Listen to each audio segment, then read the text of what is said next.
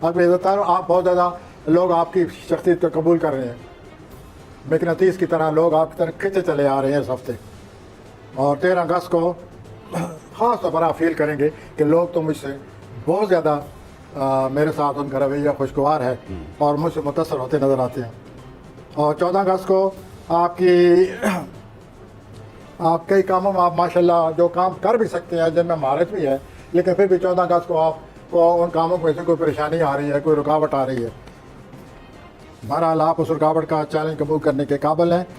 मैं अब आता हूँ 16 अगस्त की तरफ। उससे नया चांद होगा और नए चांद की यूरेनस से एक अच्छी नज़र बनी हुई होगी। और वो लेकिन आपके लिए वो जो नज़र बन रही है चांद और यूरेनस की, वो आपको मना कर रही है कोई ख़तरा मूल न ले। अगर आपने कोई ख़तरा मूल ले लिया 16 अगस्त को अकबरी हजरात, तो आप बाद में बड़ा पछताएंगे। कौन सी हजरात की तरफ आते हैं, कौन से